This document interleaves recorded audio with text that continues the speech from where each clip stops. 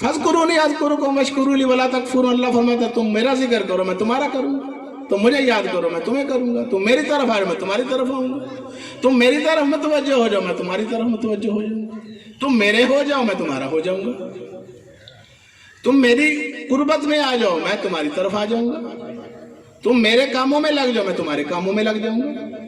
लेकिन मसला ये हम कहते हैं कि नहीं, हमने खुद ही करने हैं सारे काम, अल्लाह को बीच में शामिल नहीं करना। तो बस ये दावत फ़िक्र है, सिलसिला मलंगिया, माहनामा अल Malangia research council of Pakistan, ये इसी पैगाम को आम करने में गुज़िश्ता 32 सालों से मसरूफ़ अमल है। लाखों लोग सिरात मुस्तकीम पर गामज़न हो चुके हैं। ये मिशन मोहम्मदी हम सब ने मिलजुल कर फैलाना है, आप सब इसका हिस्सा हैं, इसको खुद भी समझना है, दूसरों को भी समझाना है। लिटरेचर मौजूद है, जैसे कि आपको भी किताबें दिखाई गई, रसाले, जरायद, सारा कुछ शाया हो रहा है, इसको पढ़ें। तालीम का दौर है, एजुकेशन का दौर है, साइंस और टेक्नोलॉजी का दौर है, इंटरनेट का दौर है। इसके अंदर पुरानी बातें वो अब नहीं चलती, अब दलील का दौर है, आर्गुमेंट्स का दौर है। दलील दो, दलील लो, रेफरेंसेस। तो बाशऊर बन के जिंदगी गुजारना ये जरूरी है।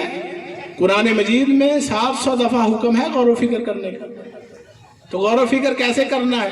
दिमाग तो मौजूद है, जब तक कोई गौर व फिक्र करवाने वाला ना हो, कोई रहबर ना हो, कोई रहनुमा ना हो, तो कैसे करें गौर व फिक्र?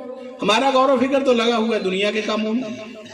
अब ये कर लो, अब वो बना लो, अब ये कर ले, अब प्लाट ले लें, अब मोटरसाइकिल ले लें, अब गाड़ी खरीदनी है, अब शादी करनी है, बच्चे बड़े हो गए हैं, अब इनकी शादियाँ करनी है, अब इधर वाला किला लेना है, वो मुरब्बा लेना है, अब मैंने जी बैंक से लोन लेना है, अब मैंने मोबाइल 50,000 का था अब लाख वाला लेना है। ये कौन सी सोचों में हम पड़ गए? अगर अभी मौत आ जाए तो सब कुछ धरे का धरा रह जाएगा। लोग आपको उठाएंगे, मट्टी में दबा के आ जाएंगे, बात खत्म। कहाँ गई आपकी प्लानिंग है? कहाँ गए आपके लंबे इरादे, सोचें? तो जो कुछ आपने जमा किया होगा पीछे वाले बांटेंगे और लड़ाइयाँ झगड़े फसाद डाल के आप दुनिया से चले गए। ऐसा ही है, आदम अलैहिस्सलाम से लेकर आज तक यही होता आ रहा है। ये है जिंदगी की कहानी और क़यामत तक यही कुछ होता रहना है। इसमें से जो निकलेगा वही मर्द होगा। जुबानी अपने आप को मर्द कहना ये कमाल नहीं है। तालिबे दुनिया मुखन्नसुन, अहलुल्लाह इसको मर्द नहीं जानते। जो दुनिया के तालिब हैं वो कहते हैं ये हिजड़े हैं। और तालिबे उकबा मुअन्नसुन, तालिबे मौला मुज़क्करुन, ये मर्दाने खुदा होते हैं, अल्लाह के तालिब जो है। तो हम अच्छा है दिल के साथ रहे पासबाने अकल, लेकिन कभी कभी इसे तन्हा भी छोड़ दे। इतना न खपाओ दुनिया के लिए कि ये दुनिया आपको खपा दे। तो ये चंद दिन की जिंदगी है, इसके अंदर कोई बेहतर रास्ता इख्तियार करें। आप जैसे ही थे, वो हत्थे चढ़ गए वलियों के, कोई गौसे आजम बन गया, कोई मुजद्दिद अल अफसानी, कोई बहाउद्दीन ज़िक्रिया मुल्तानी, कोई लाल शहबाज कलंदर, कोई सुल्तान बाहू, कोई मारूफ करखी, कोई बशर हाफी, कोई जुन्नून मिस्री, कोई जुनैद बगदादी, कोई बायजीद बस्तामी, कोई राबिया बसरी, कोई मोइनुद्दीन चिश्ती, कोई निजामुद्दीन औलिया, कोई बाबा फरीद गंजे शकर, हजूर मलंगी बाबा औलिया। कितने नाम हैं, नाम लेते जाए शाम पड़ जाए, नाम नहीं खत्म होते। तो आप जैसे ही थे वो, दो हाथ पाँव, एक दिमाग, आंखें, कान, यही आपके पास है। फर्क क्या है? फर्क सिर्फ ये है कि उन्होंने मुसम्मम इरादा कर लिया, तो आप भी इरादा कर लें। अल्लाह कादिर है आपको वली अल्लाह बनाने पर। इन्नल्लाह अला कुल्ली शैइन कदीर, वो कल भी था और आज भी कादिर है। वो कल गौसे आजम बनाता था, आज आपको वली नहीं बना सकता? बना सकता है। हम तो माइल बकरम हैं, कोई साइल ही नहीं, राह दिखलाएं किसे, कोई राह रवे मंजिल ही नहीं। अल्लाह तो तैयार खड़ा है। अल्लाह फरमाता तुम मेरी तरफ एक कदम आओ, मैं तुम्हारी तरफ 10 कदम आऊंगा। तुम मेरी तरफ चल कर आओ, मैं तुम्हारी तरफ दौड़ कर आऊंगा। तो पहला कदम हमने उठाना है, अल्लाह तैयार खड़ा है। तो सिर्फ रस्मी मुसलमानी से निकले, हकीकी मुसलमान बनने की कोशिश करनी है। हकीकी मुसलमान जो होता है वो हर हाल में मुसलमान होता है। वो मस्जिद में भी मुसलमान होता है, وہ بازار میں بھی مسلمان ہوتا ہے، وہ جنازے میں بھی مسلمان ہوتا ہے، وہ شادی میں بھی مسلمان ہوتا ہے، وہ دکان پر بھی مسلمان ہوتا ہے، وہ مکان پر بھی مسلمان ہوتا ہے۔ ہر حال میں مسلمان بننا ہے، ظاہر و باطن کے اندر یکسانیت لانی ہے۔ صرف مسجد میں جا کر مسلمانی نہیں، ہر جگہ مسلمان۔ ایک دوسرے سے گفتگو کے دوران جب کوئی گاہک آئے آپ سے سوال کرے، قیمت پوچھے، آپ کی جب زبان ہلنی ہے، یہ وقت ہے اپنی مسلمانی کو جانچنے کا۔ گاہک پوچھے یہ کتنے کی چیز ہے، تو اب جو آپ کی زبان ہلنی ہے یہ بتائے گی آپ کا ایمان کیا ہے۔ اب بتاؤ، جواب دو، اللہ اور اللہ کا رسول مجھے دیکھ رہے ہیں، اب بول کے دکھاؤ۔ 10 روپے کی چیز کو 100 کا بتاؤ تو جھوٹے ثابت ہو۔ سچائی جو ہے یہ اس کے ساتھ پھیلا تھا اسلام پوری دنیا میں، مٹھی بھر مسلمان تھے رسول اللہ کے ساتھ، اور آج پوری دنیا کے اندر اسلام پھیل چکا ہے۔ کیا وجہ تھی؟ اس کے اصول سچائیوں کے اوپر تھے، محبتوں کے اوپر تھے۔ یہ محبتوں سے دین پھیلا ہے۔ یہاں برصغیر پاک و ہند کے اندر نبی تو نہیں آئے، صحابہ تو نہیں آئے، تو دین یہاں کیسے آ گیا؟ دین تو ادھر آیا تھا مکہ مدینے میں، عرب کے اندر۔ تاریخ ہمیں بتاتی ہے کہ یہاں پر دین اولیاء اکرام، بزرگان دین، صوفیاء کی کوششوں سے، محبتوں سے، کاوشوں سے یہاں دین پھیلا ہے۔ ان کے کردار سے، ان کی سیرتوں سے، ان کو وہ زبانی کلامی کچھ نہیں کہتے تھے، ان کا پریکٹیکل دیکھ کر لوگ کلمہ پڑھ کے مسلمان ہو جاتے تھے۔ کہ ان کو جیسے علامہ اقبال فرماتے ہیں نا، یہ راز کسی کو نہیں معلوم کہ مومن قاری نظر آتا ہے، حقیقت میں ہے قرآن۔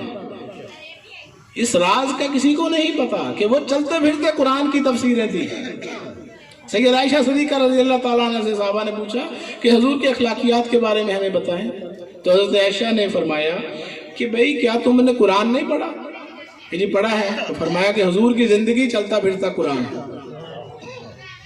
قرآن کو اگر مجسم شکل میں دیکھنا ہے تو حضور پاک کی زندگی دیکھ لو، حضور کی زندگی کو کتابی شکل میں دیکھنا ہے تو قرآن پڑھ لو۔ یہ کوئی مرید نہیں کہہ رہا اپنے پیر کے بارے میں، کوئی شاگرد نہیں کہہ رہا استاد کے بارے میں، بیوی کہہ رہی ہے کہ میرا خامن چلتا پھرتا قرآن مجید ہے۔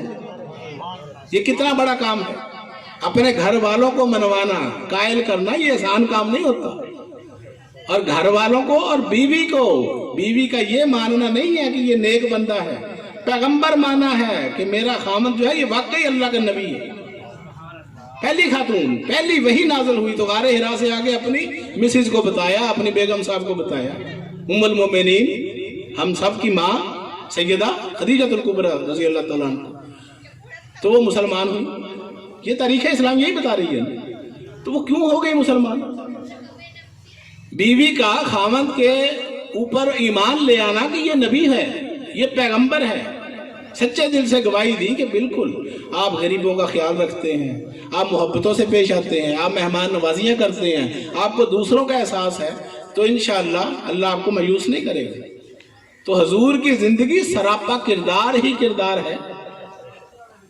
تیرے کردار پر دشمن بھی انگلی کر نہیں سکتا۔ تیری گفتار تو قرآن ہی قرآن ہے ساقی۔ حضور کی زندگی، حضور کی زبان سے جو بات نکلتی ہے قرآن بنتی ہے، حضور کی زبان سے جو بات نکلتی ہے حدیث بنتی ہے۔ وجہ کیا ہے؟ جب نماز فرض ہوئی نا، شب معراج کے بعد جب تحفہ لے کر آئے تو اس وقت حضور پاک کی عمر کو 50-51 سال تھی۔ تو سوال یہ پیدا ہوتا ہے کہ پہلے 50 سال رسول پاک کیا کرتے رہے؟ نماز تو فرض ہو رہی ہے 51 سال کے بعد۔ وہ ساری زندگی حضور کا کردار ہی کردار ہے، کریکٹر ہی کریکٹر ہے۔ صادق اور امین کہتے تھے، وہاں جاننے والے، اپنے بگانے، کافر، مشرکین، وہ بھی سب کا سچا مانتے تھے آپ کو۔ کیوں؟ کہ حضور کا بچپن ان کے اندر گزرا، جوانی ان کے اندر گزری، لین دین گزرا، حضور کے انہوں نے اخلاقیات دیکھے، عادتیں دیکھی، تو وہ اس بات کے قائل تھے۔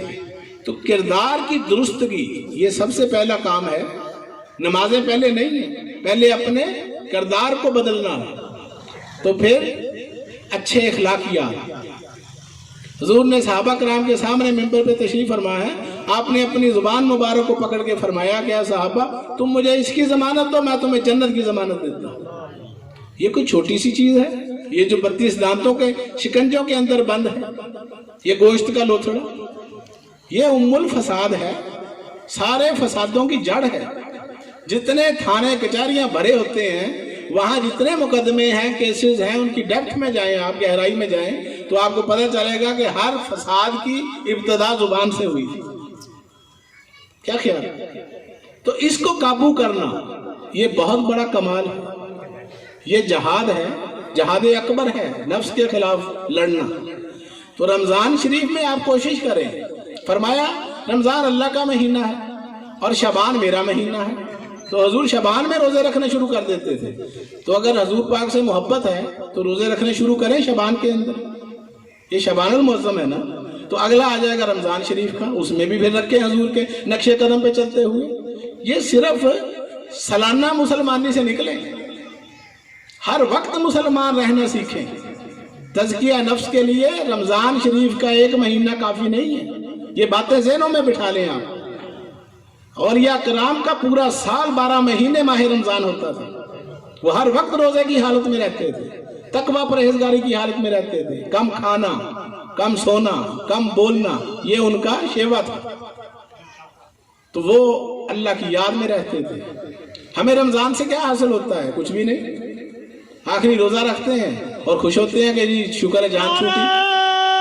تکبیر، نعرہ رسالت، نعرہ غوثیہ، نعرہ حیدری، سیف الادب بے نیاز یاد کلندر، سخی صابر بے نیاز یاد کلندر، مخدوم بابا چشتی نظامی ملنگی بابا کی نشانی، خواجہ زار الحق مسعود شاہ چشتی۔